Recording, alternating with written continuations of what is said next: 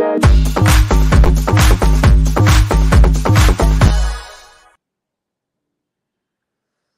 it's another win then for this Rohit Sharma-led Indian T20I side. It's becoming a juggernaut of sorts. They've taken another bilateral series win with one to spare, which comes pretty quickly to us. So let's wrap up the second T20I Dharamshala, which at the end, Wasim Jaffer has been seen through quite easily by India. We thought they were in a spot of bother at one stage when they lost Rohit and Kishan in what looked like a stiff target, but they did it so easily. Can you explain that, Chase? Why was it so easy all of a sudden? I think chasing always is going to be a little easier, because the white ball comes on really nicely, and plus the ground wasn't too big, so anything above 10, below 10 actually is not going to be too much hard work for such hard-hitting batsmen. So I thought it was all in control, and it really timed it well. I thought Shreyas really, took his time early on, didn't play too many shots at Kumara and Chamira, who were bowling really well, but he picked his bowlers and went after it. Even Sanju, for that matter, took his time early on because Shreyas was going great guns. And I think this batting lineup, have so much firepower. And really nice to see Jadeja coming in at number 5 and playing the kind of knock that he plays. Outstanding innings, such a short innings, 45 of 18, change the course of the game. So I think the dimensions of the ground, 10, 12 and over is not going to be too hard for this batting lineup. It's hard when I ask you to rank a particular player's innings, if whether that's the best you've seen. But maybe you can comment on whether this is just telling you where his game is, or is this the best you feel like Shreyas Iyer's ever batted, with the sort of shot making in control from top to tail, Wasim, in this innings, including that one bizarre, what do you call it, a forehand flat batted squat for 6 to bring up his 50. I wonder if you've coached anyone to play one of those. But where do you see Shreyas Iyer's game at the moment? I think he's in a very good space, Raunak, and probably getting consecutive chances. With such a strong batting lineup, sometimes players don't get consecutive chances, and that has happened with Samson as well. He's not played 3 games in a row, so when somebody gets consecutive games, it just feels really right for them that they can express themselves, and I think that is exactly what's happening with Shreyas.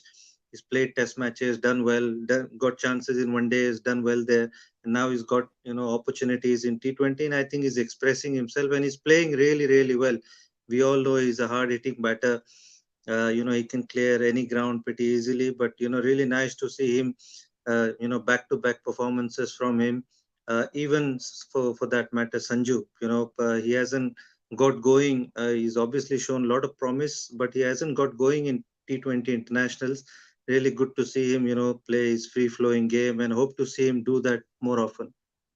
I want to talk about India's bowlers, but before that, let's talk about Sri Lanka, because they had an advantage, Wasim. This was a team that looked a lot better than that first T20 at Lucknow a couple of days back. It seemed like they had the runs, they had the momentum going into halftime. They even had the wickets of both openers. What happened after that? Did they just lose? Did they make mistakes to lose the advantage? Could they have done anything differently? I think obviously, first of all, they posted really good score. Shanaka obviously played an outstanding innings. For them to get that total, getting 80 of last 5 overs, I think was outstanding.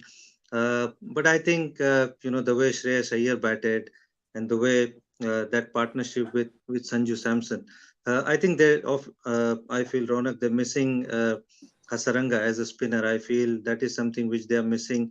The finger spinners are not helping too much with conditions like this, so they're definitely missing Hasaranga. But I think the Indian batters were in totally control. I mean, if they did brought back Chamira in to get wickets, but that didn't happen, and it always looked pretty comfortable, chasing down with 2.5 3 overs to spare shows you how comfortably they chased it.